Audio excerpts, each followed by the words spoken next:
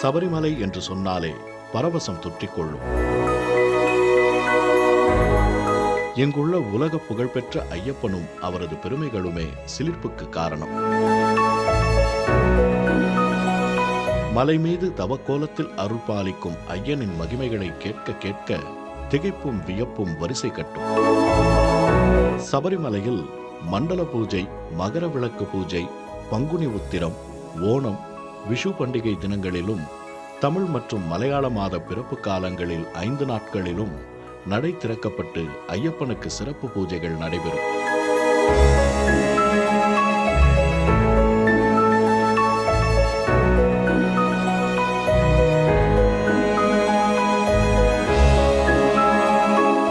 இதில் மண்டல மகர விளக்கு பூஜைகள் மட்டுமே 62 நாட்கள். படி பூஜை, உதய அஸ்தமன பூஜை, கலச பூஜை, அத்தாள பூஜை, புஷ்பாபிஷேகம், நெய்யபிஷேகம் என விதவிதமான பூஜைகள் அங்கே தனிச்சிறப்பு.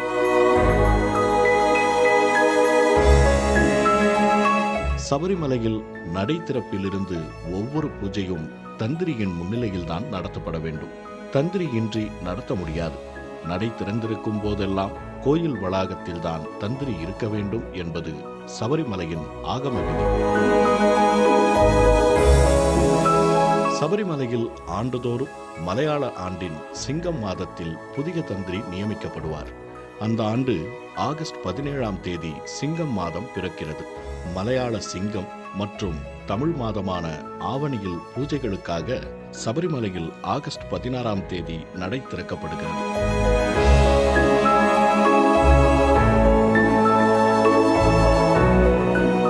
அன்றைய தேதி புதிய தந்திரியாக பொறுப்பேற்க இருப்பது கண்டரரு பிரம்மதத்தன். அன்று புதிய தந்திரியின் முன்னிலையில் மாதாந்திர பூஜைகளுக்காக மேல்சாந்தி மகேஷ் நம்பூதிரி சன்னதியில் நடையை திறந்து கற்பூர ஆழியில் தீபம் ஏற்றுகிறார். தற்போது சபரிமலை ஐயப்பன் கோயில் தந்திரியாக இருப்பது கண்டரரு மகேஷ் மோகனரு. முந்தைய ஆண்டு தந்திரியாக இருந்தது கண்டரரு ராஜீவரு. புதிதாக பொறுப்பேற்க இருப்பது இவரது மகனான 30 வயது பிரம்மதத்தன். தனது 8 வயதிலிருந்தே வேதங்களையும் மந்திரங்களையும் கற்கத் தொடங்கியவர் பிரம்மதத்தன். சட்டம் பயின்ற பட்டதாரியான இவர் ஒரு சர்வதேச நிறுவனத்தின் சட்ட ஆலோசகராக பணியாற்றினார். சபரிமலை பூஜைகளில் பங்கேற்பதற்காக கடந்த ஆண்டு அந்த பணியை துறந்தார்.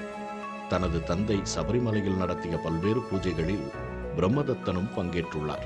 சபரிமலை தந்திரியாக நியமிக்கப்படும் கண்டரரு குடும்பத்தினர் பற்றிய பின்னணி பாரம்பரியமிக்க வரலாறும் ஐதீகமும் கொண்டதாக உள்ளது. கேரளாவில் ஆலப்புழா மாவட்டம் செங்கனூர் முண்டன்காவு பகுதியில் உள்ளது தாழமன் மடம். இந்த மடத்தைச் சேர்ந்தவர்கள்தான் கண்டரரு குடும்பத்தினர். பரம்பரையாக இவர்கள்தான் சபரிமலை ஐயப்பன் கோயில் தந்திரிகளாக நியமிக்கப்படுகின்றனர். பண்டைய காலத்திலிருந்தே சபரிமலை கோயில் குறித்த அனைத்து முக்கிய முடிவுகளையும் எடுப்பது கண்டரரு குடும்பத்தினர்தான். இந்த குடும்பத்தினரின் தோற்றம் பரசுராமரின் காலத்திற்கு முந்தையது.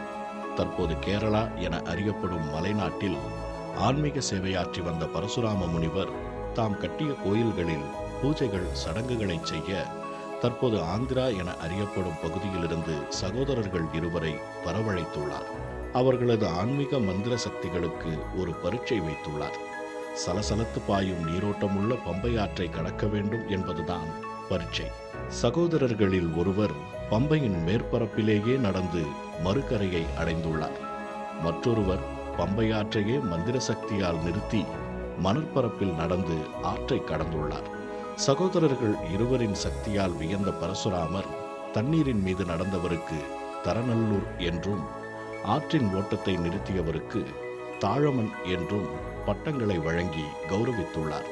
தாழமன் குடும்பத்திற்கு கண்டரரு என்ற பெயரையும் சூட்டியுள்ளார் பரசுராமர். 4 வேதங்களிலும் கரை கண்ட கண்டரரு குடும்பத்தினர் மந்திர சக்தி படைத்தவர்கள் ஆவர். இந்த சக்திகளை ஆன்மீக சேவைக்காக செலவழிக்கின்றனர். எனவேதான் கண்டரரு குடும்பத்தினர் சபரிமலை ஐயப்பன் கோயில் தந்திரிகளாக நியமிக்கப்படுகின்றனர். புதிய தலைமுறைக்காக செய்தியாளர் ரமேஷ் கண்ணனுடன் ரவிக்குமார்.